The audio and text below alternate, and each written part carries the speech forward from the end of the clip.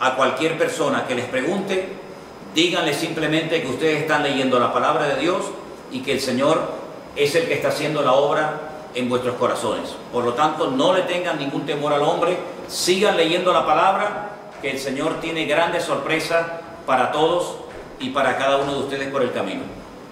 Doña Sonia, un beso, que Dios le bendiga, saludos a su marido, a su esposo, que Dios le guarde, mucho ánimo y a seguir adelante y a leer mucho la palabra de Dios, que en ella usted va a encontrar la respuesta a todas las preguntas y el Señor le va a indicar con su Espíritu Santo que ahora vive dentro de usted lo que tiene que hacer en todo momento. Que Dios le bendiga grandemente. ¿Me escucharon bien ahora? Ok, gloria a Dios, gloria a Dios. Bueno, yo quisiera también decirle a cualquier otra persona que esté conectado en esta noche que si tiene alguna pregunta, que aprovechando este momento tan bonito que estamos teniendo, que con toda libertad la haga. Ahora, perfecto, perfecto. Ok, buenas tardes, pastor. Que Buenas Señor le tardes, bendiga. hermana. Y a todos los hermanos. De verdad que es bueno estar acá con ustedes. Para mí es una alegría inmensa. Y bueno, sí, tengo una pregunta rapidita para para darle chance a todos los demás. Es que tengo una duda con respecto a la oración. En la Iglesia Católica normalmente se ora rezando el Padre Nuestro, como todos los católicos saben. Padre Nuestro que estás en el cielo. Aquí todo el mundo sabe, los católicos, lo que es el Padre Nuestro. Yo estuve leyendo en Lucas 11, que cuando los discípulos se reúnen con Jesús, igual le preguntan de qué manera ellos podían orar. Ajá. Y él les dice que oren de esta manera, Padre Nuestro que estás en el cielo. O sea, se repite la misma oración que hacen en la Iglesia Católica. Mi duda es esta.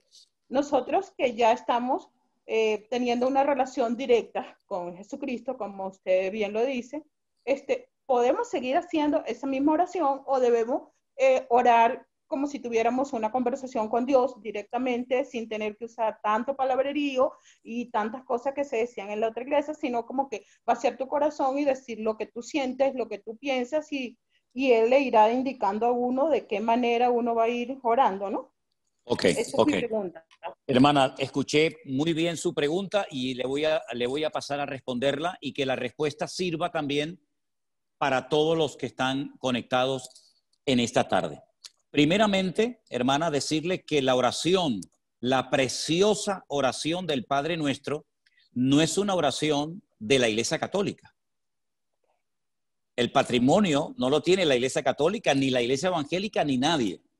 La oración preciosísima del Padre Nuestro está en la Biblia y la enseñó nada más y nada menos que nuestro Señor Jesucristo, ¿verdad?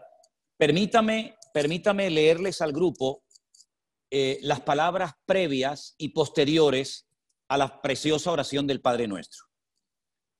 En el Evangelio según San Mateo, por si tienen la Biblia a mano y quieren seguir la lectura conmigo, en el capítulo 6, Mateo capítulo 6, verso 5, dice la palabra de Dios: y cuando ores, no seas como los hipócritas, porque ellos aman el orar en pie en las sinagogas y en las esquinas de las casas para ser vistos por los hombres.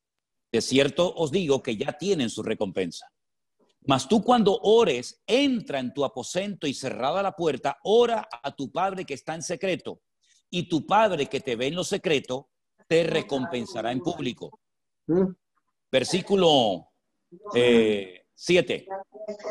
Y orando no uséis vanas, escuchen, no uséis vanas repeticiones como los gentiles que piensan que por su palabrería serán oídos.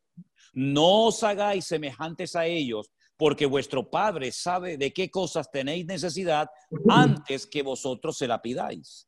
Es decir, en el pueblo de Israel, hasta el día de hoy, hay libros muy gordos, libros enormes. El más famoso se llama el Sidur, donde hay oraciones absolutamente para todo. para cuando usted come, cuando usted bebe, cuando usted sale, cuando usted entra, cuando se muere una persona, cuando nace un niño, para un matrimonio, para un bautismo, absolutamente para todo. Son oraciones que se hacen continuamente. Hay 3 oraciones que en el pueblo de Israel obligatoriamente todo devoto tiene que hacer cada día. La oración de la mañana, que se llama Shaharit, la oración de la tarde, aproximadamente como a las 3 de la tarde, que se llama la Minjá, y la oración de la noche, que se llama la oración de Arbit. Todos los días las mismas oraciones, las mismas lecturas, los mismos salmos, toda la vida. Esto ya existía en los tiempos del Señor Jesucristo. Oraciones repetitivas que se aprendían de memoria, que se enseñaban de generación en generación, el padre al hijo, el hijo al nieto, sucesivamente. ¿Qué es lo que hace el Señor Jesucristo? El Señor Jesucristo le enseña a los discípulos y a todos los cristianos una oración modelo, una oración base, que va a servir para que sobre esa oración sepamos qué cosas podemos pedir y cómo debemos pedirla. ¿Es malo repetir en alta voz el Padre Nuestro? En absoluto. En absoluto. El Padre Nuestro, repito, no es una oración de la Iglesia Católica ni una oración de la Iglesia Evangélica, es una oración bíblica. Ahora bien, hay muchas cosas que no incluye el Padre Nuestro, pero como el Padre Nuestro me enseña a pedir ciertas y determinadas cosas, yo puedo pedir por mi familia, puedo pedir por mi salud, puedo pedir por mi país, puedo pedir por un trabajo, puedo darle gracias al Señor por lo que tengo, por lo que he aprendido, por los hermanos en Cristo que estoy conociendo, etcétera, etcétera. Es decir, no está mal repetir el Padre Nuestro en alta voz, en absoluto, pero por favor, no lo hagan, permítame la expresión, como los loros, de una forma ya repetitiva, de memoria, que no sabemos lamentablemente lo que estamos diciendo. Si alguien quiere usar y hablar de vez en cuando con las palabras de la preciosa oración del Padre Nuestro, no hay ningún problema, pero no lo haga como un rezo repetitivo, monótono y aburrido, sino que usted puede orar ahora con total libertad a su Dios, a su Padre Celestial, que lo conoce, que lo ve, y por lo tanto no se limite, repito, no se limite única y exclusivamente a repetir el Padre Nuestro, porque usted puede orar hoy por hoy lo que quiera. Y miren, les voy a dar un consejo que me dieron a mí hace muchos años. Si usted quiere aprender a orar bien, bíblicamente, utilizando términos bíblicos, oraciones preciosas, lean los Salmos. El famoso y precioso libro de los Salmos, que hay 150, léalo. Cada día puede leer un salmo. Hay 150. Muchas son oraciones, pero usted va a aprender oraciones preciosas que también, como no, usted puede utilizar esos términos, esas frases y esas palabras. Así que como conclusión, usted puede repetir el Padre Nuestro cuando quiera, siempre y cuando no lo haga de una forma repetitiva, monótona, religiosa y aburrida. Pero no se limite única y exclusivamente a orar usando el Padre Nuestro, porque usted puede hoy por hoy orar con total libertad de padre a hijo, de hijo a padre, cuantas veces quiera. Espero que haya quedado bien. Quiero decir, espero que haya quedado clara, mejor dicho, la respuesta a su pregunta, querida hermana. Perfecto, quedó totalmente claro. Y Amén. quería acotar que sí, bueno, que tengo los libros de los Salmos, un librito solo de Salmos y lo leo siempre, pero bueno, era mi duda. También quería decirle rapidito, porque yo no es que estuve hasta ayer en la Iglesia Católica, pasa que vengo de una familia donde la mitad es católica y la mitad es cristiana. Y entonces me quedaban como que dudas y quise entrar para aclarar dudas, pues, de verdad que... Muy bien. Chévere, gracias y de verdad que feliz con la respuesta. Gracias. Bendición, hermano, bendiciones. Vamos a darle lugar a otras personas. Yo, como me estaba fallando el ordenador, la computadora, tengo el iPhone en la mano, el teléfono, pero tengo la pantalla frente a mí. Y Vanessa, si tú ves a gente con la mano levantada queriendo hacer una pregunta, dime de quién se trata y le damos enseguida lugar para que haga su pregunta. Silvia Colín. Ok, Silvia Colín, por favor, si es tan amable, abra su micrófono y haga la pregunta que usted quiera. Ok, bienvenidos todos y qué bueno que estamos en esto y que nos salimos a tiempo de una religión en la que cuando yo me di cuenta hasta lloré porque dije, Dios mío, he sido engañada toda mi vida. Pero bueno, mi pregunta, tengo muchas preguntas, pero voy a hacer una para que todos tengamos tiempos de hacer alguna. ¿Cómo guardar correctamente el día de reposo? ¿Qué es lo que no debemos hacer? Porque en eso sí tengo mucha duda. También, por ejemplo, pues yo soy enfermera, yo trabajé 28 años en la noche para el Seguro Social y pues obviamente que quienes hemos trabajado en ciertos días es muy difícil guardar el día de reposo.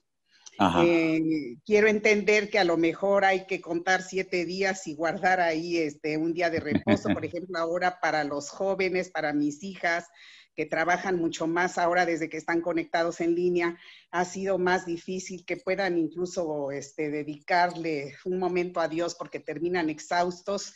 Esto del encierro creo que ha sido peor para mucha gente porque no le dedican el tiempo tampoco a los hijos o tienen que estar más al pendiente con las tareas.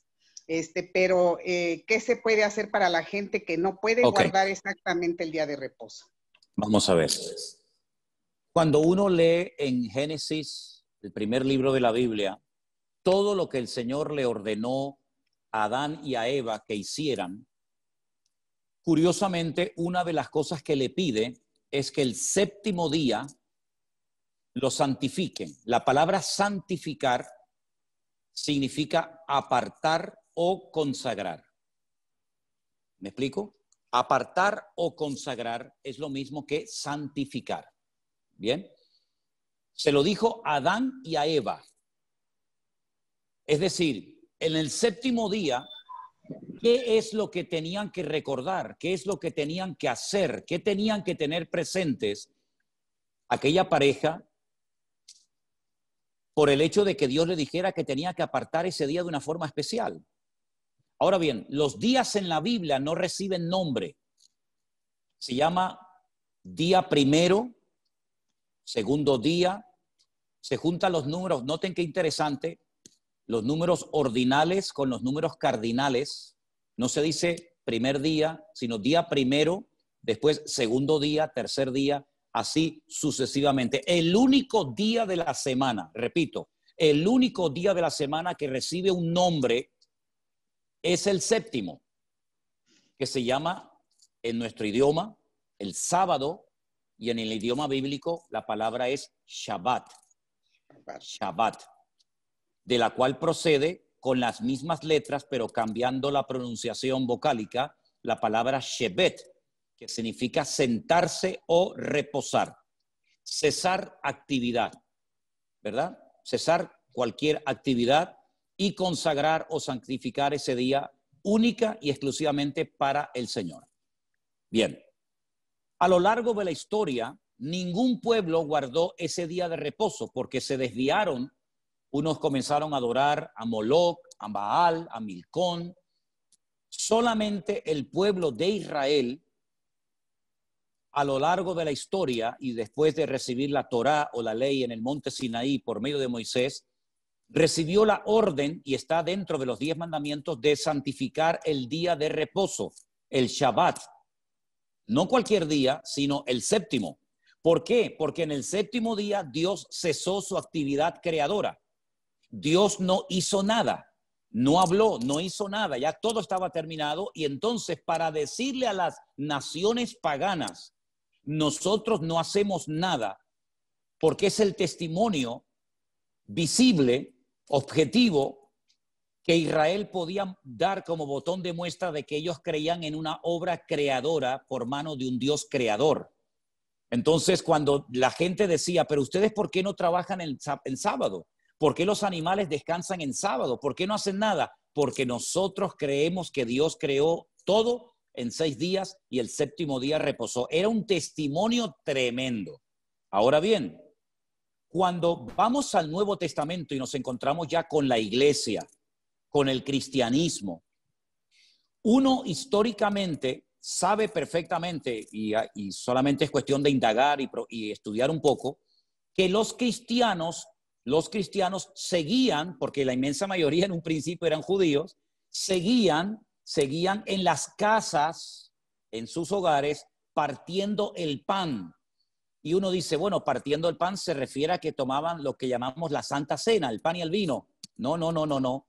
Es que todos los sábados, el día de reposo Shabbat, se parte un pan, que es un pan trenzado, y se comparte vino. Todos los días del año que caen en Shabbat, se parte el pan y se toma el vino. Esa ceremonia se llama Kiddush. Se santifica esa ceremonia, ¿vale? ¿Qué fue lo que pasó? Bueno, algún día hablaremos de todo lo que se fue lamentablemente deteriorando con el paso del tiempo y en los muchísimos concilios que se fueron celebrando a lo largo de la historia, se fueron añadiendo y quitando cosas fundamentales que se habían practicado por siglos y siglos. Y una de las cosas que concretamente en el concilio de Nicea, antes del 400 antes de Cristo, concilio de Nicea, estudien eso en Google, por favor. En ese momento, la cristiandad, el liderazgo de la cristiandad en ese tiempo, transformó y cambió el Shabbat por el domingo. ¿Qué les parece? Hay unas declaraciones de un alto obispo de la Iglesia Católica de los Estados Unidos que con sus ropas sacerdotales da una conferencia, la pueden buscar en internet, en YouTube, donde él pide perdón porque él lee el decreto, el año, el día y la hora en la que la cristiandad quitó en ese concilio de Nicea el día sábado y lo sustituyó por el domingo. Ahora, ¿qué es lo que ocurre? En nuestra tradición cristiana es muy difícil, no sé ustedes hermanos, pero es muy difícil por las cuestiones laborales fundamentalmente, guardar el día de reposo. De hecho, los cultos, el culto principal de la mayoría de las iglesias, aunque aquí el sábado lo hacen los jóvenes, ¿verdad? Y en muchas congregaciones, el culto principal es el domingo. ¿Por qué? Porque en el sábado trabaja mucha gente y no vendría nadie al culto. Entonces, por cuestiones de prácticos, por ser prácticos, nos congregamos el domingo. Ahora, en Cristo, todos los días son del Señor. Todos. El problema es que en el paganismo sí le pusieron nombres a los días de la semana. Y uno dice, ¿cómo es eso? El lunes se adoraba a la luna, el martes al planeta Martes, el miércoles a Mercurio, el jueves a Júpiter, el viernes a Venus, el sábado a Saturno y el domingo en inglés es el Sunday. ¿Qué es el Sunday? El día del sol, los adoradores del sol. Entonces, lamentablemente, muy poca gente puede juntarse en familia tranquilamente alrededor de una mesa a tener un día de reposo, en este caso el Shabbat. Ahora, mi consejo es, todos los que puedan, el sábado, pasarlo en familia, comer juntos, con los hijos, con los nietos, orar juntos, bendecirse los unos a los otros, háganlo. Pero por cuestiones prácticas, el venir a la iglesia el domingo no es ningún pecado mortal, es por cuestiones de cuestiones prácticas. Ahora bien, hay ciertos y determinados trabajos, como por ejemplo médicos, bomberos, policías, etcétera, que según las leyes que después establecieron los rabinos a lo largo de la historia, la vida humana está por encima del Shabbat. Es decir, usted si tiene que salvar una vida en Shabbat, lo hace, independientemente de que sea día de reposo.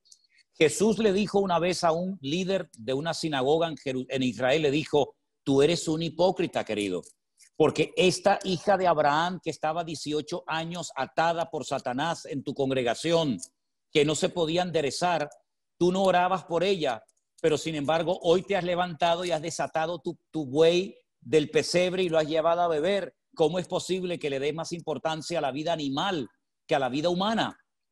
Entonces lo que no tenemos es caer en un fanatismo y creer que porque no podemos guardar el día de reposo nos vamos a condenar. No, hay que procurar cumplir con todo dentro de nuestras posibilidades.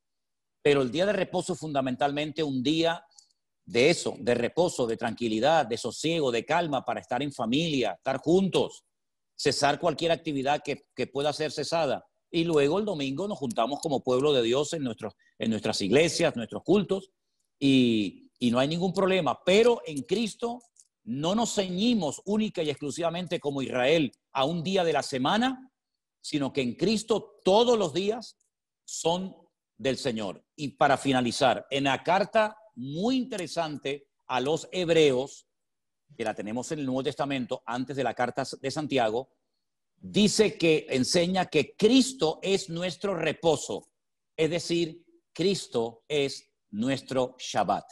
En Cristo, ese reposo que se representa con un día a la semana, nosotros lo tenemos constante y permanentemente todos los días de nuestra vida. Espero haber respondido a su pregunta, querida hermana.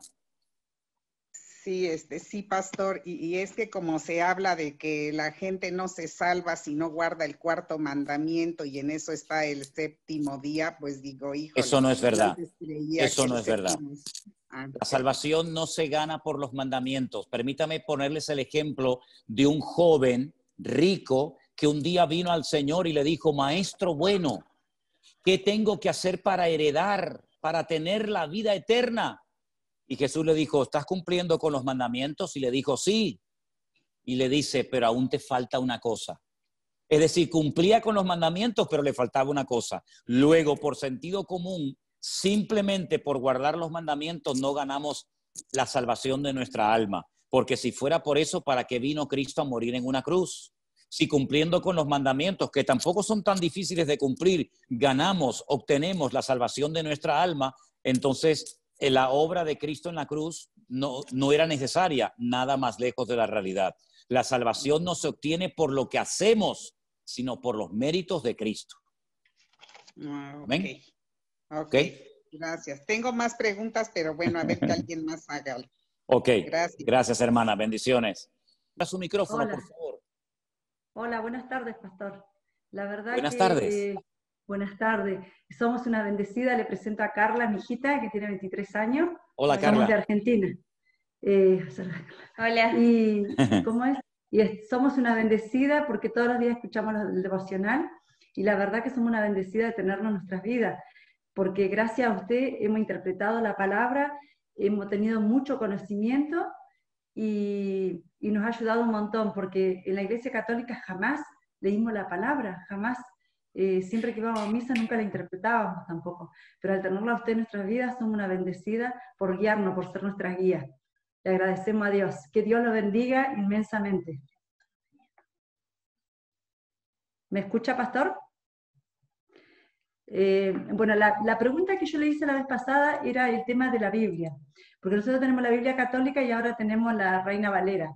Lo que quería consultarle yo, que le consulté la vez pasada, era qué hacíamos con la Biblia católica. Pero usted nos había dicho que había una parte de la Biblia católica que era muy interesante leerla, pero no me acordaba, por eso quería tomar nota para guardar. ¿Cuál era la parte interesante para leer? No se escucha, no lo escucho, no lo escucho. Perdón, había quitado el micrófono.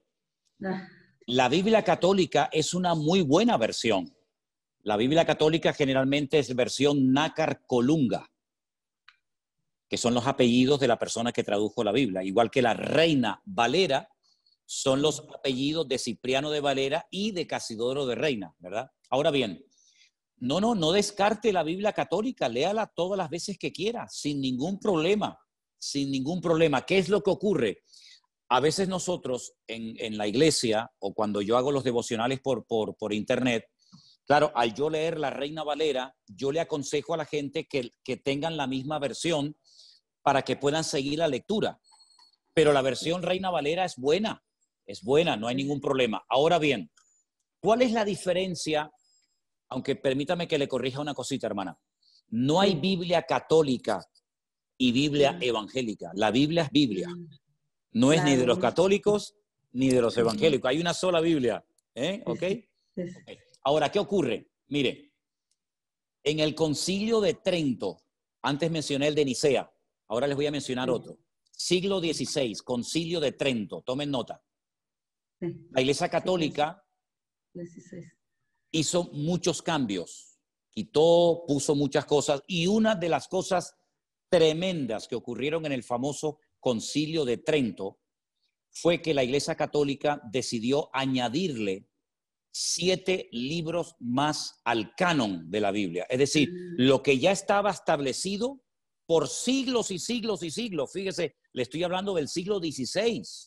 Luego habían pasado ya muchos siglos después de Cristo, ¿verdad?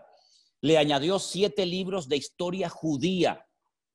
Algunos de esos libros se llaman Baruch, Sabiduría, Tobías, Primera y Segunda de Macabeos, ¿verdad? En total 7 libros. 7 libros de historia. Usted dice que es de Argentina, ¿verdad? Sí, de Argentina, pastor, sí. Imagínense que en la Biblia añadieran historia de la República Argentina. Y que la agregue. Es una historia interesante, pero que no tiene nada que ver con lo que el Señor ya había puesto en su palabra. Entonces yo recomendé en un momento la lectura de los libros de Primera y Segunda de Macabeos. Y voy a dar una pequeña explicación para explicarles el por qué lo recomendé. En el Antiguo Testamento, la Biblia está dividida en 2 partes. Antiguo Testamento, es decir, antes de Cristo. Nuevo Testamento, después de Cristo. Bien. En el Antiguo Testamento, a través del profeta Daniel, el Señor profetizó que en el futuro vendrían 4 imperios que harían cosas tremendas contra el pueblo de Israel. Esos 4 imperios eran el imperio babilónico, el imperio de los medos persas, el imperio griego y el imperio romano.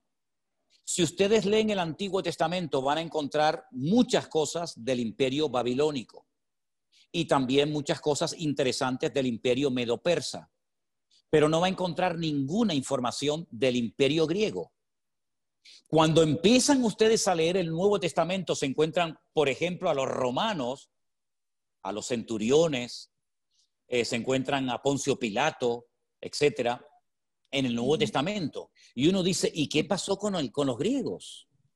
No están en la Biblia. ¿Por qué? Porque entre el último libro del Antiguo Testamento y el primero del Nuevo Testamento hay 400 años de silencio.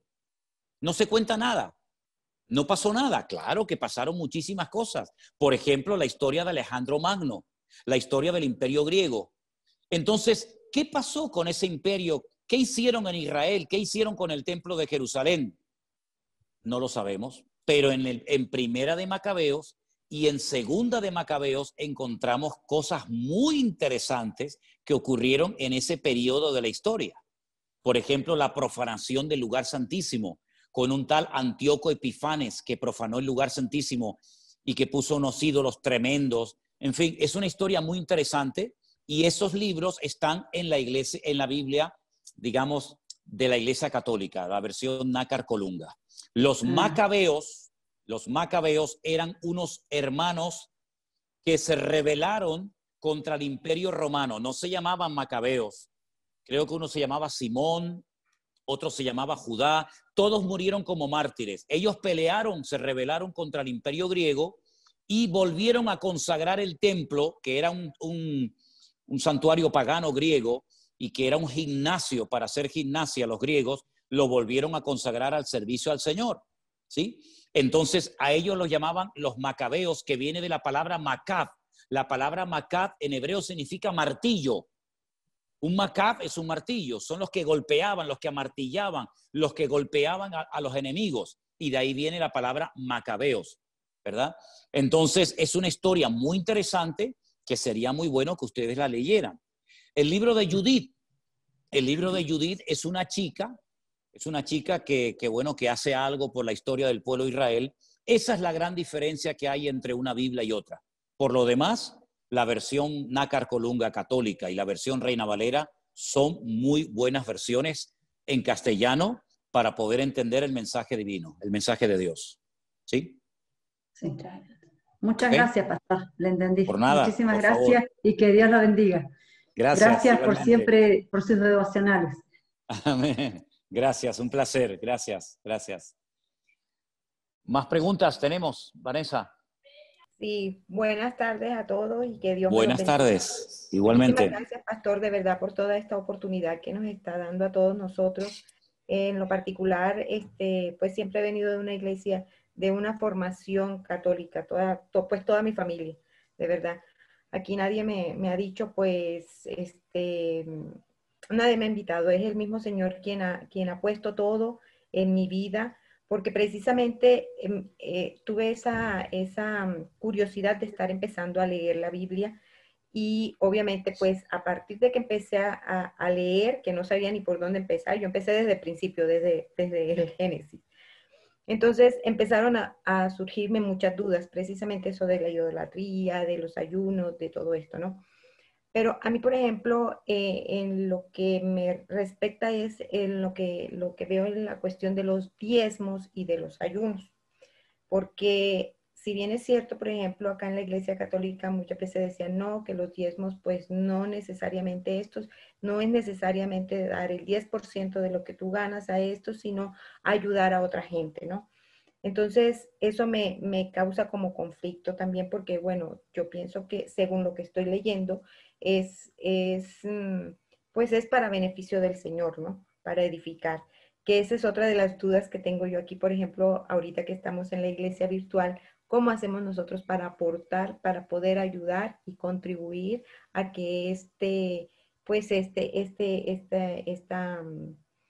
esta comunidad crezca? Porque es para beneficio de Dios precisamente. Y lo del ayuno, bueno, ya eso es otra cosa que me imagino que será en otra oportunidad. Vamos por parte, vamos. Piano, piano se va lontano, dicen los italianos, poquito a poco, ¿no? Miren, hermana, vamos a ver, que quede bien claro para todos los hermanos, todo el grupo que en esta tarde está conectado, que yo, que les habla, en ningún momento he hablado de aportar absolutamente nada. ¿Ok? No hablamos de diezmos, ni de ofrendas, ni de donaciones, ni de limosnas. No he hablado absolutamente nada de eso, ni lo haré, salvo si me preguntan. Pero nuestra prioridad y nuestro objetivo no es pedir dinero, ni aprovecharnos de la generosidad de la gente, ni muchísimo menos, ¿verdad? Eso lo quiero dejar bien claro y además ustedes saben perfectamente que me llevan algunos años escuchando y lo único que hago es simplemente decir gracias de todo corazón a los que sienten en su corazón en algún momento mandar alguna aportación, pero jamás hemos pedido nada. Bueno, dicho esto, permítame decirle que cuando el pueblo de Israel recibe lo que llamamos la ley, la palabra correcta sería la Torá, la instrucción, los 5 libros, Génesis, Éxodo, Levítico, Números y Deuteronomio, a esos libros se le llama el Pentateuco, que viene de la palabra 5, Pentateuco, Humash en hebreo de la palabra 5, ¿ok? Reciben 613 mandamientos. Repito, 613 mandamientos u ordenanzas. Había ordenanzas que eran para las casadas, para las solteras, para los viudos, para los soldados, para los agricultores, para los ganaderos, para los sacerdotes. Sí, imagínense, 613 mandamientos hay para todo el mundo y para todos los gustos. Ok. Una de las cosas que el Señor dijo es que de las 12 tribus de Israel, las 12 familias que se fueron reproduciendo y formaron el pueblo de Israel, el Señor escogió a una de las 12 que fueron los levitas, la famosa tribu de Leví, que no iban a recibir herencia, no iban a recibir tierra, por lo tanto, no se iban a poder dedicar ni a la agricultura, ni a la ganadería, ni a ningún otro trabajo, sino solamente a las cosas del templo, del tabernáculo, las cosas del Señor, los sacrificios, etc. Entonces la pregunta es, si no podían trabajar en otra cuestión más que en los asuntos de Dios, ¿de qué vivía esta gente? ¿Verdad? Pregunta lógica. El Señor estableció un sistema maravilloso, extraordinario. Dijo, las 11 tribus restantes, Judá, Benjamín, Zabulón, Dan, etcétera, van a apartar el 10% de sus entradas. Unos apartaban papas, otros aportaban limones, otros aportaban corderos, otros aportaban fruta. Es decir, cada tribu, hablamos de miles de personas, apartaban el diezmo de sus ganancias, de sus entradas. Si vivían muy lejos y no podían traer la mercancía, la vendían y traían el dinero al templo.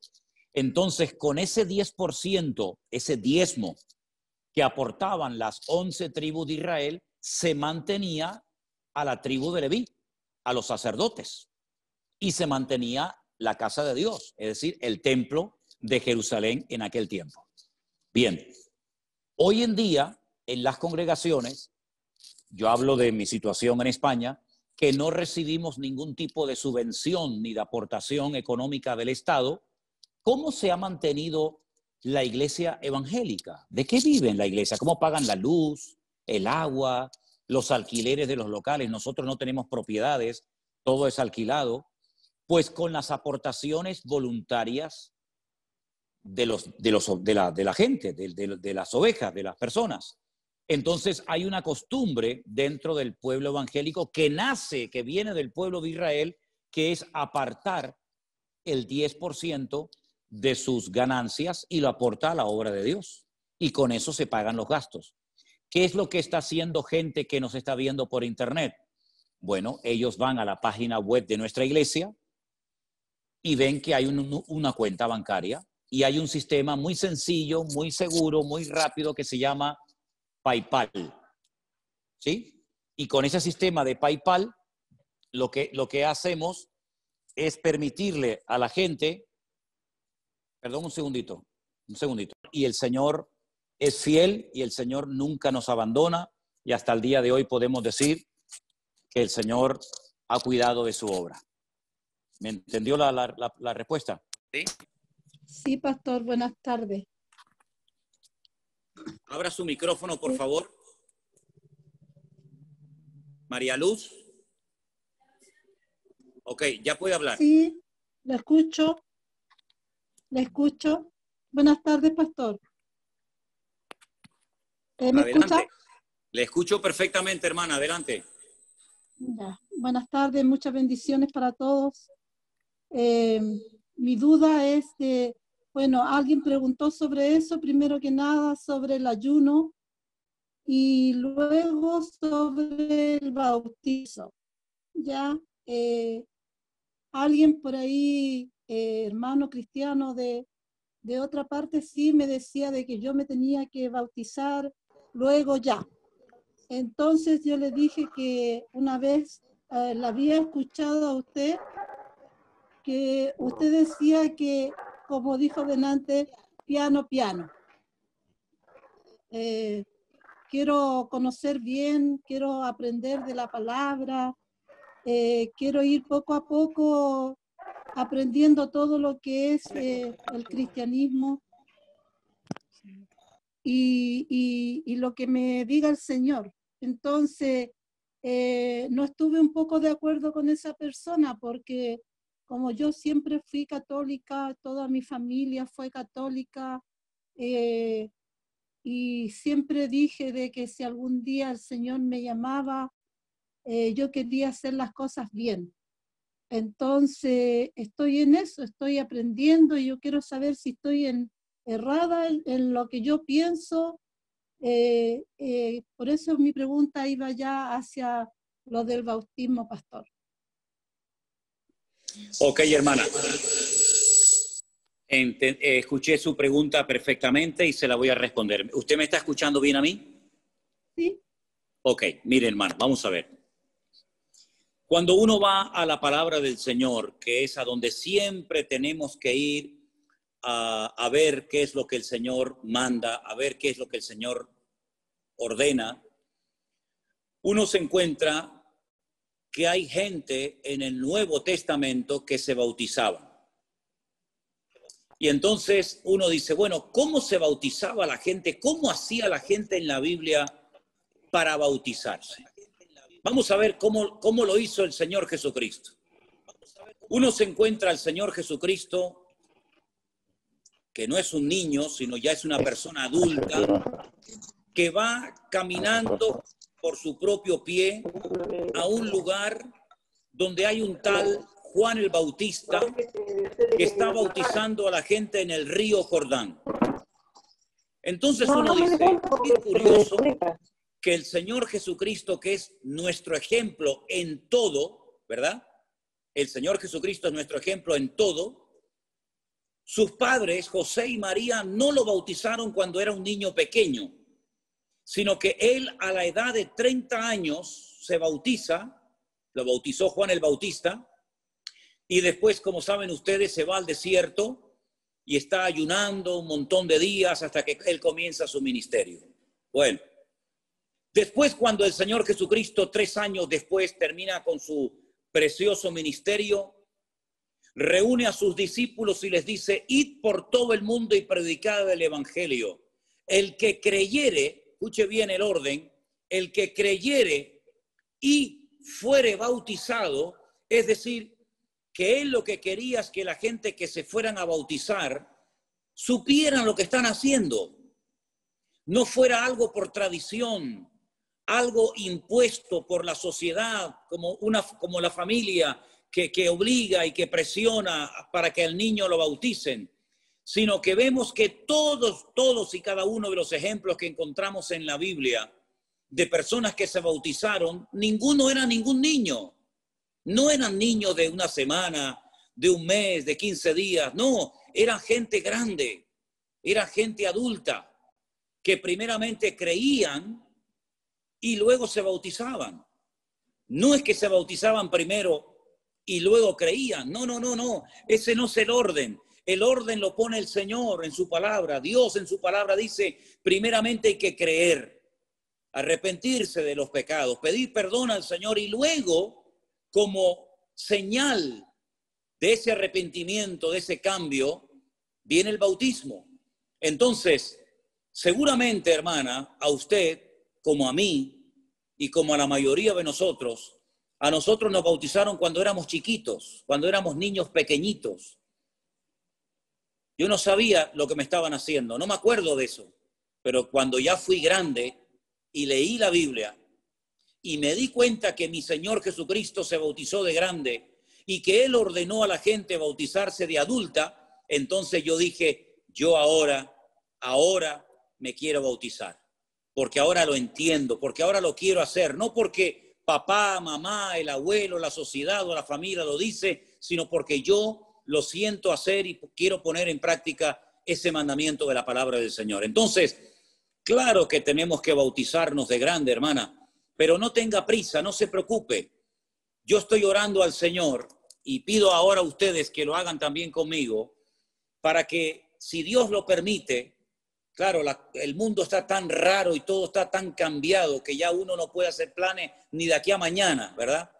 Pero si Dios lo permite, para el año que viene, estamos orando para que el Señor nos permita ir a los lugares donde ustedes están ahora viviendo, a Chile, a Colombia, Argentina, a tantos lugares donde hay tantos hermanos esperando para poder ser bautizados y también para poder conocernos personalmente. ¿Por qué no?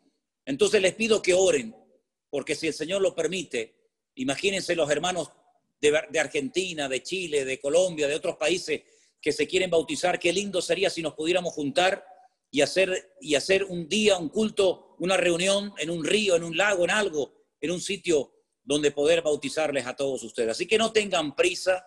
Yo sé que muchos lo han leído, lo quieren poner en práctica porque no han leído de la palabra del Señor, pero no tengan prisa. Ya lo haremos cuando el Señor lo permita y lo crea conveniente. Amén, hermana. Así que le animo a que siga adelante con el Señor.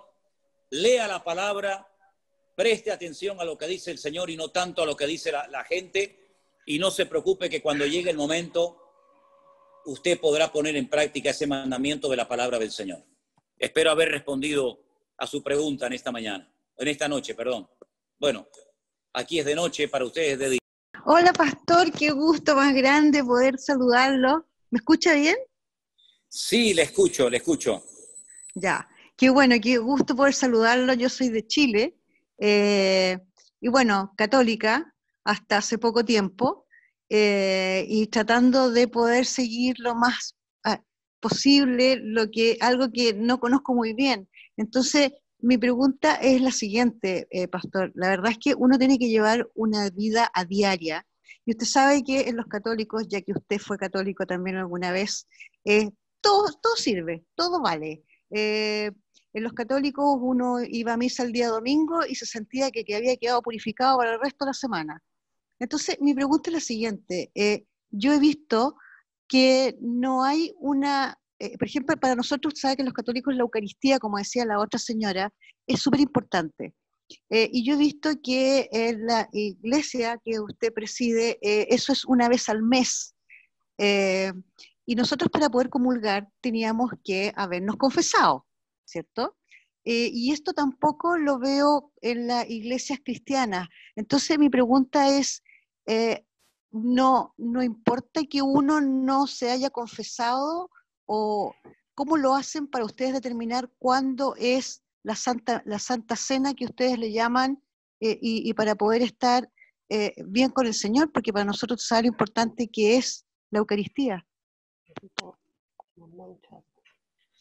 Le escuché perfectamente, hermana, le escuché perfectamente, y es una pregunta muy, muy interesante, y me alegro mucho que la haya hecho, porque estoy seguro de que le va a ayudar a más de uno de los que están conectados en esta noche. Vamos a ir por partes, ¿sí?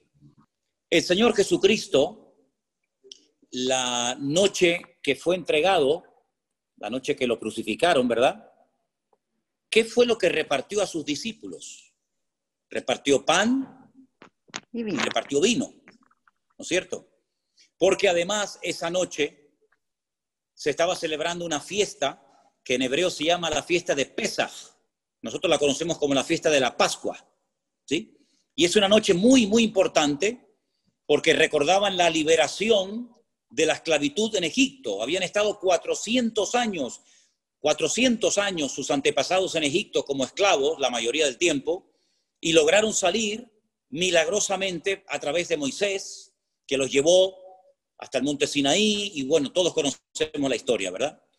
Entonces, todos los años se sigue celebrando en Israel la fiesta de la Pascua, donde comen hierbas amargas, donde comen el cordero, donde comen pan sin levadura, donde toman el vino, ¿cierto? Ahora, en el Nuevo Testamento, el Señor Jesucristo dijo, haced esto en memoria de mí, y todas las veces que lo hagáis, la muerte del Señor anunciáis hasta que Él venga. Es cierto que cuando uno era católico, y sé perfectamente lo que usted dice, porque yo era casi de misa diaria, porque en aquellos tiempos teníamos que ir a misa casi todos los días en el colegio, y previamente teníamos que pasar por el confesionario. Y yo casi ya no sabía ni lo que decirle al cura, porque como me confesaba todos los días, pues ya le conté todo. Entonces lo que hacía, que me pegaban así sopapos, ya me pedía perdón por los pecados que iba a cometer, porque como iba a seguir pecando, pedía perdón por lo que había hecho y por lo que iba a hacer. Una cosa tremenda, ¿no? Entonces, nosotros nos confesamos a Dios, porque es el único que puede perdonar todos y cada uno de nuestros pecados. ¿Por qué lo hacemos en nuestra iglesia? No en todas es igual. Conozco iglesias que lo hacen todos los domingos, todas las semanas. En nuestra congregación lo hacemos una vez al mes y repartimos pan y vino para todos. No solamente me tomo yo vino y a la congregación le damos pan, sino que todos somos iguales delante de Dios y todos tomamos pan y todos tomamos vino. Dice la Biblia que cuando se va a participar de la Santa Cena o del pan o del vino, de la comunión, llámelo como quiera, uno tiene que examinarse, uno tiene que probarse a sí mismo. Es decir, uno tiene que estar bien delante del Señor. Entonces siempre aconsejamos que antes de participar del pan y del vino, ya que no hay confesionario, ya que no tiene que venir la gente a mí a confesarse y pedirle perdón y yo absorberle y ordenarles una penitencia, lo que hacemos es, antes de participar del pan y del vino, oramos. Y yo digo, hermanos, si hay algo que tienen que arreglar entre ustedes, Si hay algún pecado de lo cual tienen que arrepentirse, por favor, pónganse bien delante de Dios para que puedan participar dignamente, como dice la palabra. Entonces, curiosamente, les anuncio a todos ustedes, este próximo domingo, por la tarde, a las 6:30 de la tarde, hora aquí en Canarias, vamos a participar del pan y del vino. Entonces, yo anuncio esto por si alguno de ustedes que ya ha entendido el Evangelio, que va en serio con el Señor, quiere unirse virtualmente en ese momento con nosotros. Lo van a hacer miles de personas en muchas partes del mundo, pero si ustedes nunca lo han hecho y les gustaría participar del pan y del vino, pues tenga preparado el pan y el vino o el zumo de uva para ese día, y cuando llegue el momento, usted que va a ver el culto por YouTube en directo, cuando yo diga participemos ahora juntos del pan, usted lo puede hacer. Cuando participemos juntos de la copa, usted lo puede hacer. Y algún día, si Dios lo permite, lo haremos juntos en persona. Así es que nosotros, ya digo, nos confesamos al Señor, procuramos estar bien delante del Señor para participar dignamente del Señor. Así que de aquí al próximo domingo, todo lo que tengan que arreglar, si tienen que pedir perdón, si tienen que perdonar, si tienen que alinearse con el Señor, procuren hacerlo todo decentemente y con orden, para que el próximo domingo, si Dios quiere y lo permite, podamos participar juntos del pan y del vino y disfrutar de un tiempo muy bonito en comunión. A pesar de la distancia, podemos hacerlo virtualmente por internet. ¿Les parece?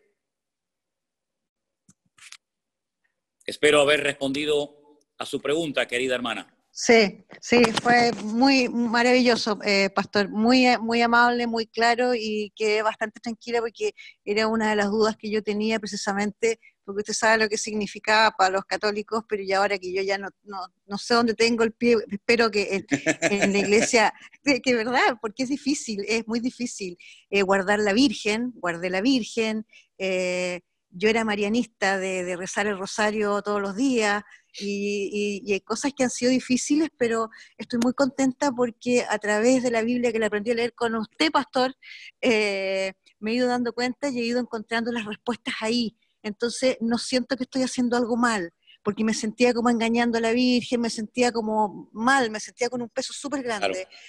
Entonces ahora ha sido muy reveladora su palabra, usted es muy claro, me encanta cuando se enoja y nos reta, me gusta muchísimo eso, ha sido muy amable. Muchas gracias, hermana, gracias, un placer. Muchas bendiciones. Un placer poder servirla, y le voy a decir que hay un versículo en la Biblia, en la carta de Pablo, del apóstol Pablo a los Romanos, capítulo 8, versículo 1, dice: ahora pues ninguna condenación hay para los que están en Cristo Jesús, los que no andan conforme a la carne, sino conforme al Espíritu.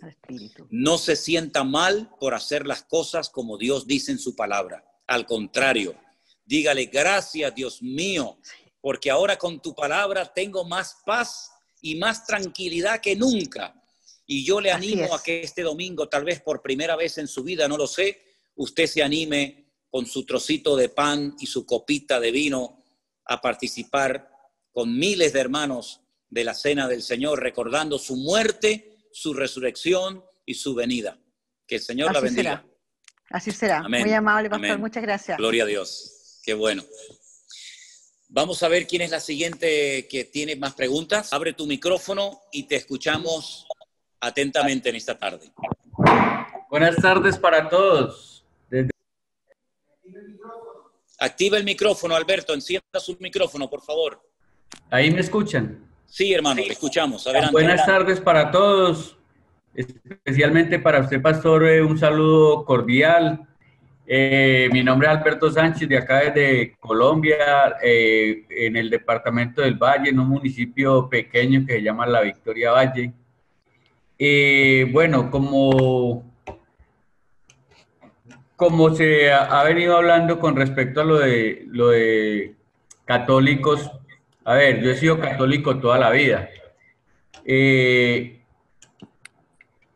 tiempos de pandemia, por por recomendaciones un día me colocaron a ver el pastor online y me quedó gustando y desde ahí empecé a verlo a usted y me he enamorado bastante de su forma de predicar, de su forma de enseñar, de su forma de hablar, sobre todo porque en usted no se ve fanatismo, sino como esa enseñanza. La enseñanza que de pronto uno quiere, como esa verdad, toda esa verdad que está escrita en la palabra y que realmente en la Iglesia Católica nos la han ocultado toda la vida, porque la Iglesia Católica somos ciegos a todo lo que va uno aprendiendo cuando empieza uno a leer la palabra. Me genera muchas dudas con respecto al cambio que estoy obteniendo en estos momentos. De hecho, ya he ido como en 2 ocasiones a una iglesia cristiana por ir a mirar a ver, porque de todas formas esto es un cambio que uno empieza como a tener.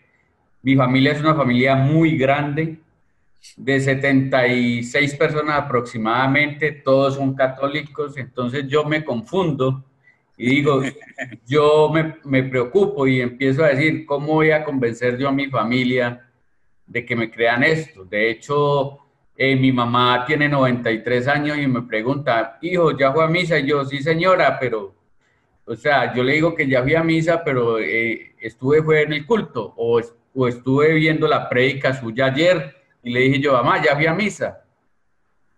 Entonces, como todas las confusiones. De hecho, uno también está acostumbrado a persinarse, a santiguarse.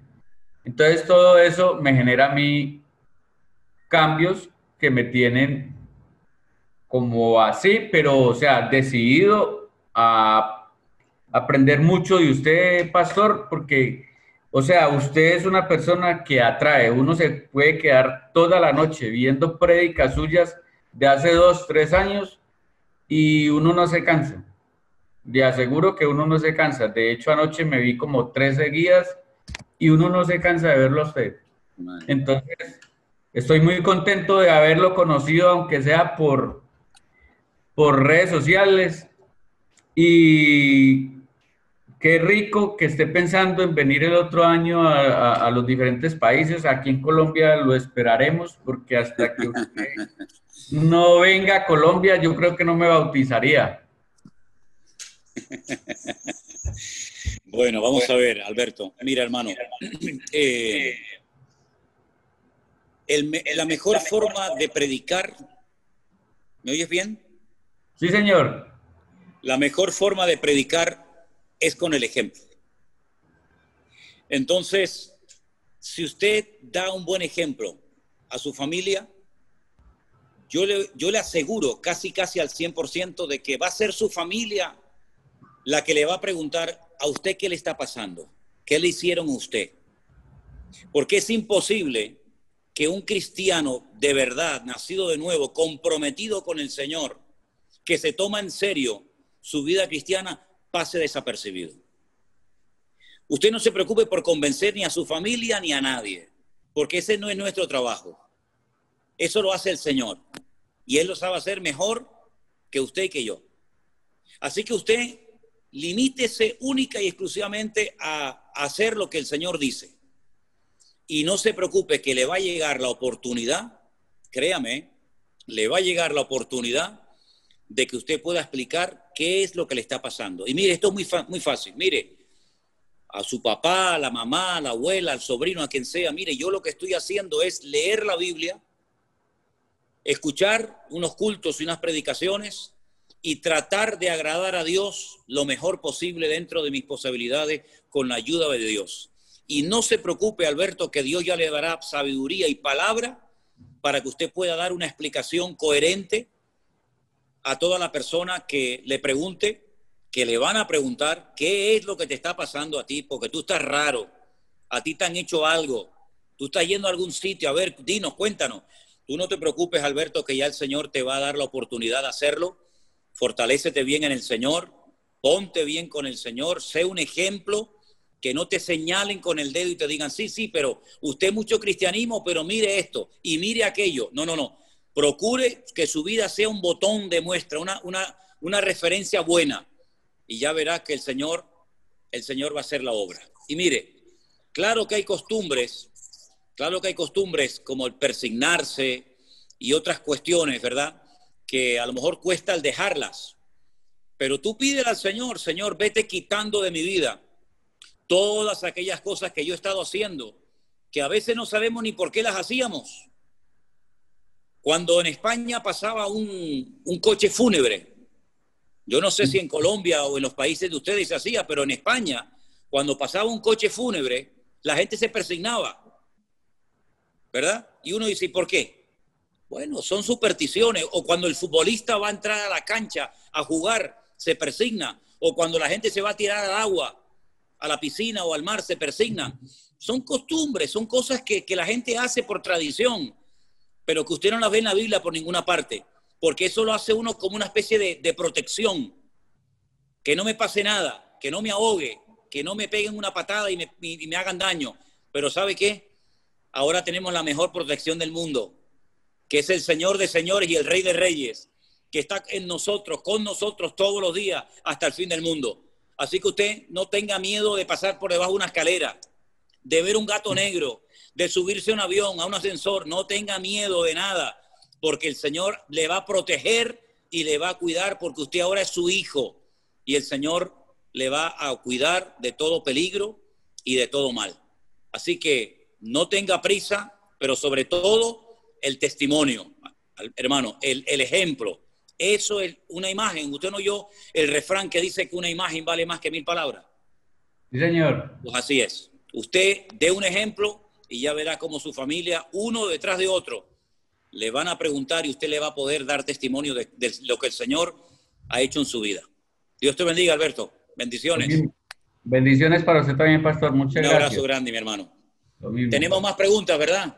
Mira que el tiempo vuela. El tiempo, no sé cuánto tiempo llevamos, pero me imagino que hay gente con preguntas, ¿sí o no? Dele, por favor. Dios me lo bendiga, pastor. Aquí lo escucharemos. ¿Me escucha? Perfectamente. Bendiciones para usted, para la hermana Elena, que por ahí miré su mano, para el hermano Anderson también los miré, a todos detrás de cámaras, agradecida con el Señor porque lo tenemos aquí enseñándonos. Es un maestro muy duro, pero muy justo. Entonces, mi pregunta es, pastor, ¿qué clase de pan tenemos que compartir con usted el día de, qué clase de vino, el día de que hagamos compartir el pan y el vino? Sí, está buena la pregunta, está buena. Mire, realmente lo que se tomaba, lo que se comía en los tiempos de Cristo y lo que comían los discípulos cuando llegaba esa noche, sobre todo en la época de la Pascua, era realmente pan sin levadura. Era lo que se comía, pan sin levadura. Era como de una galleta, ¿verdad? Y en el libro de Éxodo explica por qué se tenía que comer pan sin levadura, porque no había tiempo para que leudara la masa, porque tenían que salir muy rápido de Egipto. Pero mire, no se hagan problema con eso. Cualquier trocito de pan que usted tenga por la casa. Okay. Tampoco tiene que ser 1 kilo de pan. Un trocito pequeño. No se me vaya a agantar. Y después queramos tomar mucho más vino, ¿verdad? Un trocito de pan cualquiera. Podemos participar juntos de la Santa Cena el domingo, si Dios quiere, que va a ser muy lindo. Y que estoy seguro que para muchos de ustedes va a ser la primera vez que lo van a hacer. Para mí sería la primera vez. ¿El vino, qué clase de vino? ¿Cualquiera? Dígame, hermana. El vino, pastor, ¿qué clase de vino? ¿Sería cualquier?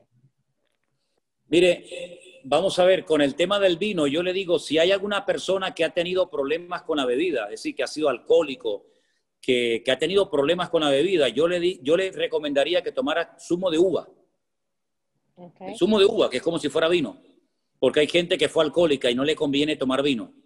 Claro. Ahora, los que nunca hemos tenido problemas con la bebida, los que nunca hemos sido esclavos del alcohol, solemos participar con una copita chiquita, copita chiquita de vino. Pero si no tiene vino, pues con zumo de uva, sin ningún problema. Perfecto. ¿Okay? Las dos cosas Era mi- sirven, porque son fruto de Era la mi vid. pregunta, Y pastor. de la vid sale el vino, y de la vid sale el zumo de uva. Así que una de las dos sirve sin ningún problema. ¿Ok? Ok, pastor. Muchísimas gracias. El Señor me los bendiga grandemente. Gracias, hermana. Miren, vamos a darle lugar a 2 o 3 preguntas más y vamos a ir terminando por ahora, porque yo creo que vamos a tener que tener más reuniones de cara al futuro. Me parece a mí que sí, ¿eh? Me parece a mí que sí. A ver, ¿quién va a ser la siguiente? Vanessa, por favor. Su micrófono. Listo. Buenas tardes. Adelante, pastor. hermana. Buenas tardes, pastor. Bendiciones, un gusto saludarle. Es mi hermana Mónica Victoria. ¿Sí nos escucha? Sí. Ok, bueno. Y pues nosotros venimos de una familia católica. Mis papás son católicos. Nosotros, pues a partir de que escuchamos sus prédicas y sus devocionales y sus cultos y las escatologías, pues la verdad hemos aprendido muchísimo con ustedes su palabra, de lo que nos enseñan. Y pues estamos muy contentas. Y estoy en el proceso de enseñarle a mi hijo también, tiene 10 años y de enseñarle prédica. Yo soy divorciada, pues ella es soltera.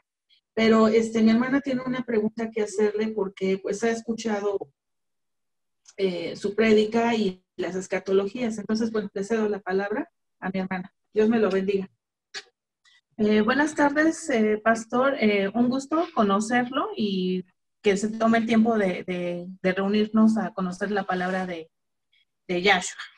Y bueno, derivado de que he escuchado las prédicas que ha dado y las escatologías y del tema que dio el día de ayer, yo tengo una pequeña duda.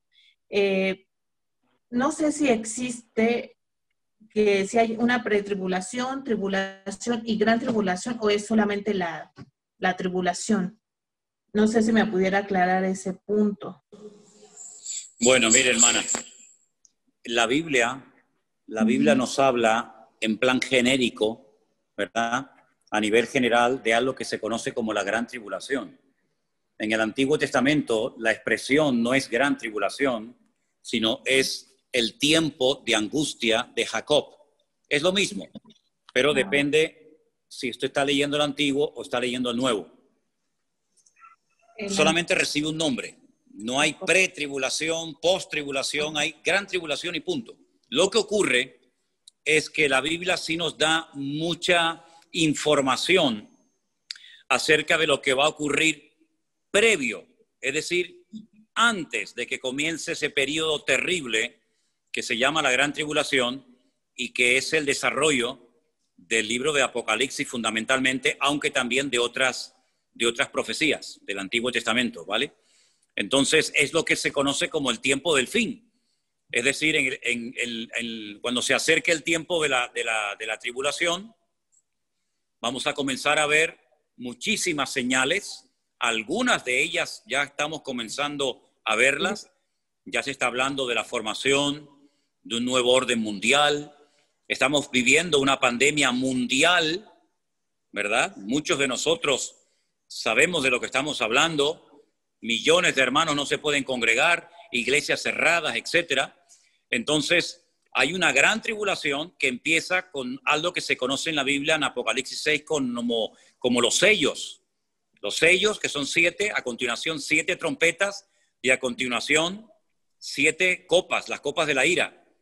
Pero antes de que comience a desarrollarse o dé lugar el inicio de la gran tribulación, hay muchas señales previas, como los dolores a la mujer que está de parto, ¿verdad? No nace el niño en el primer momento, sino que hay unos dolores que van avisando que el niño viene, y esos dolores van preparando a la madre para el momento del alumbramiento, el momento del parto. Entonces, eso es lo que la Biblia, a grandes rasgos, nos enseña acerca de lo que se conoce como la gran tribulación. ¿Ok? Ok, sí, pues muchas gracias, pastor. Oramos por usted, por su familia y por toda la iglesia. Estamos muy, muy contentas y pues que Dios lo bendiga grandemente. Pues nada, hermana, un placer haberla podido ayudar y de todas maneras en las clases de escatología que se grabaron en su momento, allí hay también muchas explicaciones que en un momento determinado sería bueno que a lo mejor usted escuchara y que le pueden ayudar y reforzar su conocimiento de la palabra, ¿sí? ¿Okay? Me pasan una nota que dice una niña, una hija de 8 años, que no ha aceptado al Señor. Bueno, al final de la reunión vamos a hacer una oración especial para los que todavía no han aceptado al Señor, que lo puedan hacer hoy y que puedan experimentar el gozo de la salvación. Voy a dar lugar a 2 preguntas más, por favor. Así que Vanessa me va a indicar de quién se trata la primera pregunta. Tenemos 2 y terminamos con oración. ¿Me escuchan? Sí. Hola, soy dominicana y vivo en Suiza desde hace 4 años más o menos. Yo mandé mi pregunta por WhatsApp porque yo pensé que no iba a estar hoy, pero gracias a Dios he podido estar. Le quiero dar las gracias a los hermanos y a usted también, porque gracias a Dios he encontrado por fin una persona que no explica, lo digo, no explica todo realmente claro y que puedo entender. Muchas de las preguntas que tengo al escuchar las prédicas, me pasa algo especial, es que escribo las preguntas y al otro día cuando oigo el devocional o cuando oigo la prédica, las preguntas van siendo contestadas. Pero tengo un problema reciente con mi esposo. Yo al llegar aquí, visitaba la iglesia católica, yo soy católica desde hace mucho tiempo, era católica, y con él y su familia iba y visitaba, iba a la misa, iba a las actividades, pero al llegar aquí y convertirme, yo me convertí estando aquí, ya no quiero ir a esas actividades, y he tratado de explicarle, pero él no entiende, se pone molesto, se pone muy rebelde, tengo el problema con su familia porque también su familia lo presiona a él. Entonces, esa es una de las preguntas, ¿cómo hacer para nosotros poder, o para, en el caso mío, porque yo sé que es posible que otras personas tengan el problema, para poder lidiar con esa situación? Porque mi esposo no entiende el cambio que ha habido en mi vida, mi esposo no entiende, entonces su familia también lo presiona y también quiere presionarme a mí para que yo vaya a la misa, para que vaya a los bautizos y para que vaya a las actividades católicas, que de hecho yo antes asistía al principio cuando llegué aquí. Gracias y espero que también esta duda que tengo, esta pregunta le pueda ayudar a otras personas, porque sé que también van a pasar, si no han pasado por la misma situación que yo. Ok, hermana. Mire, hermana, no es fácil y tiene que tener mucha paciencia. ¿Usted no ha oído el refrán que dice que se casan más moscas con miel que con vinagre?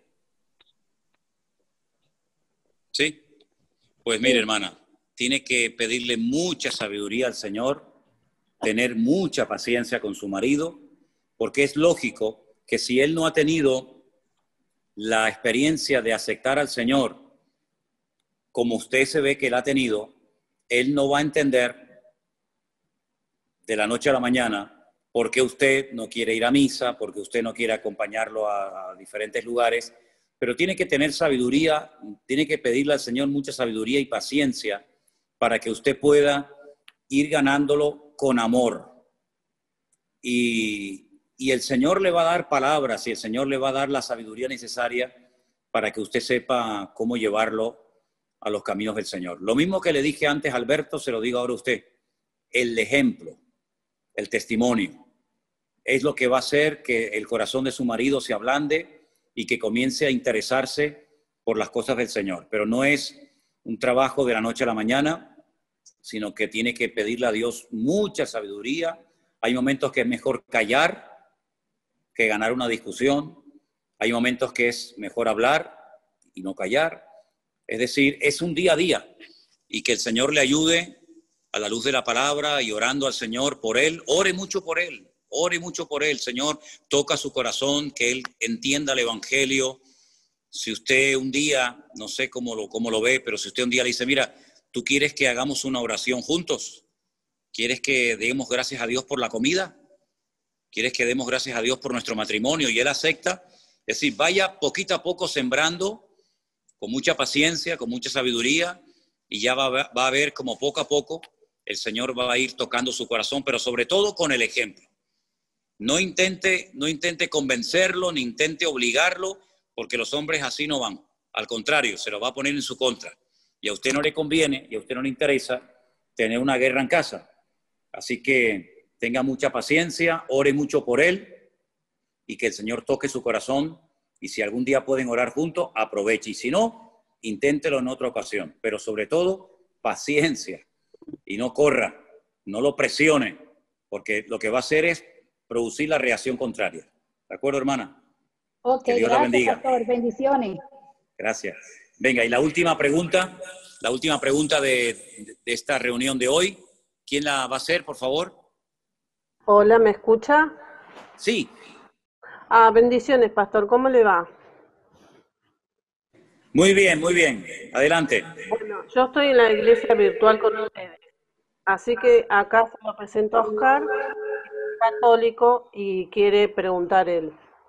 ¿Me entendió? Que yo estoy en la iglesia virtual con ustedes y él es el católico. Bien, pues que haga la pregunta.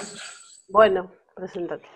Buenas tardes, Pastor. pastor. Buenas tardes. Mucho gusto. Yo soy Oscar, que soy católico. Ahí habla. Yo quería hacerle la pregunta, recién lo escuchaba cuando le explicaba a usted, a la anterior señora, que tenga paciencia con su marido, que porque ella no quiere ir a misa y todo eso. Creo que cuando estamos en el catolicismo o en el evangelismo, hablamos del mismo Señor, ¿o no? Sí, sí. Hola. Lo que pasa es que yo tengo el micrófono cerrado para que no se acople aquí el sonido. Claro que tenemos al mismo Señor, claro, por supuesto. Solamente hay uno, no hay dos señores, hay uno solo. Exacto, exactamente. Entonces, ¿por qué esas diferencias? Bueno, con todo mi respeto. Perdón, dígame su nombre otra vez, disculpe, que se me olvidó. Oscar, pastor. Oscar, ok, gracias. Oscar, la diferencia entre los católicos y los evangélicos no está en el Señor, en absoluto. Ahí no radica la diferencia entre un católico y un evangélico. Sí, ya lo sé. Si usted y yo nos sentamos a comer un asado allí en Argentina, o en España, o donde sea, y sale el tema del Señor, su Señor es exactamente igual que el mío. Se llama Jesucristo, su madre se llamaba María, su padre se llamaba José, nació en un pueblecito llamado Belén de Judea, en Israel, hace 2000 años, murió en una cruz, resucitó al tercer día, ascendió, está sentado a la diestra de Dios Padre, todo es igual, todo es exactamente igual. La diferencia, repito, no está en el tema del Señor, está en otras cosas que también son de vital importancia. Por ejemplo, un buen católico, un católico como tiene que ser, pues tiene que estar sometido a una autoridad que, por ejemplo, como usted sabe bien, y ahora además es de origen argentino, como es el Papa. Ahí ya hay una diferencia bastante grande. Otra diferencia bastante grande, por ejemplo, es a la hora de confesar nuestros pecados. Yo no voy nunca a ningún hombre a contarle mis pecados, ni mi vida, ni nada. Yo voy directamente a Dios. Un buen católico tiene que ir primeramente a un confesionario y después de pedir perdón por sus pecados, según la doctrina católica, el cura lo absuelve de sus pecados, le manda una penitencia, la hace y, en principio, es lo que tiene que hacer para el perdón de sus pecados. Otra gran diferencia. Correcto, pastor, yo estoy de acuerdo con lo que dice usted. Creemos que hay un cielo y un infierno. Un buen católico, antiguamente, digo antiguamente y ahora le voy a decir por qué, creía que había 4 lugares a los que se podía ir una persona al morir. El cielo, el infierno, el purgatorio y el limbo. Pero Ratzinger, el Papa Ratzinger, el que dimitió, ¿se acuerda? Él quitó la doctrina del limbo y ahora solamente hay 3 dentro de la doctrina católica: cielo, infierno y purgatorio. Es una diferencia muy grande. Es decir, la diferencia no radica en el Señor. La diferencia radica en otras muchas cosas que son de vital importancia. Por lo tanto, nos une el Señor, pero lamentablemente nos separan otras muchísimas cosas que son de vital importancia. Y otra cosa, y le dejo paso para que si usted quiere aportar o decir algo más, es lo siguiente. En el mundo de la Iglesia Católica, cuando usted entra a cualquier iglesia de España, de Argentina, de Colombia o de cualquier país del mundo, generalmente, no siempre, pero generalmente usted va a ver una cruz donde está crucificado el Señor Jesucristo en una imagen. Usted jamás va a encontrar en ninguna iglesia evangélica del mundo una cruz donde el Señor Jesucristo esté crucificado. ¿Por qué? Porque nosotros no solamente creemos en la crucifixión, un hecho trascendental y de vital importancia, sino que además creemos en la resurrección del Señor Jesucristo, y Él está dentro de nuestros corazones. Cuando yo era católico, yo tenía a Cristo colgado aquí en el cuello, en una pequeña cruz, en una pequeña cadenita. Hoy en día, como usted puede comprobar, yo no llevo absolutamente nada, pero lo llevo, no colgado ahora afuera, sino lo llevo dentro de mi corazón. Entonces, repito, en cuanto al Señor, hablamos de la misma persona, pero luego hay muchísimas cosas, como usted sabe perfectamente bien, que nos separan y que son las cosas que a la luz de la Biblia, a la luz de la palabra de Dios, son las cosas que chocan cuando uno lee la Biblia. Dice, pero ¿por qué tengo yo que creer? ¿Por qué tengo yo que practicar en cosas que mi Biblia, la palabra de mi Dios, la palabra de mi Señor, no me enseña? ¿Quién entonces las enseñó? ¿Quién las incluyó?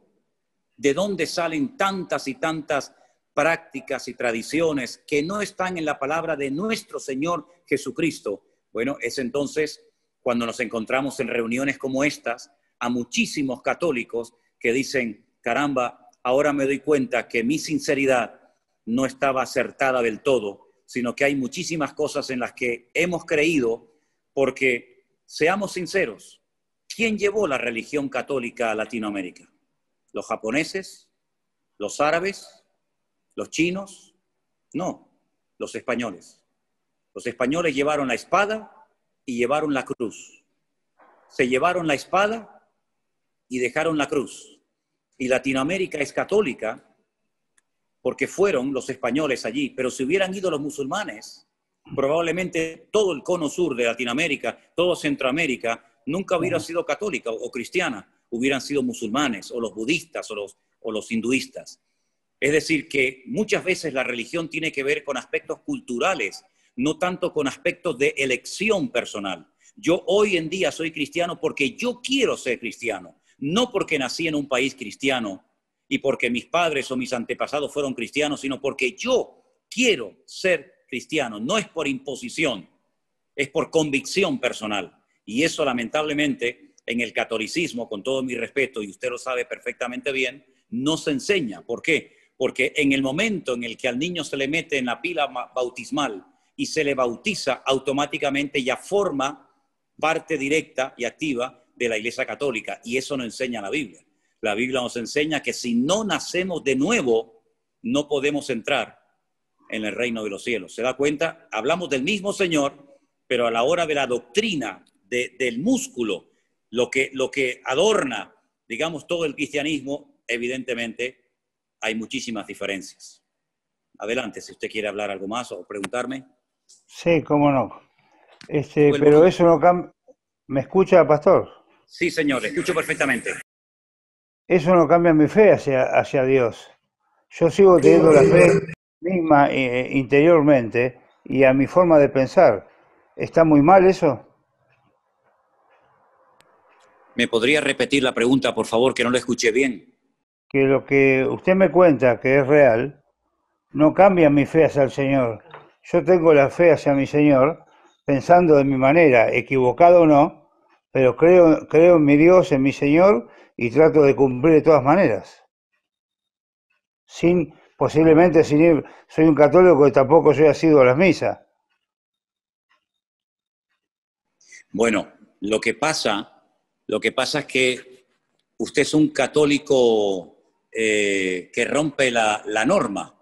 Es decir, usted ha empleado una frase que aquí en España de hace 15 o 20 años se escucha muchísimo, muchísimo, que antiguamente nadie hablaba así. ¿Y cuál es? Bueno, yo soy católico a mi manera.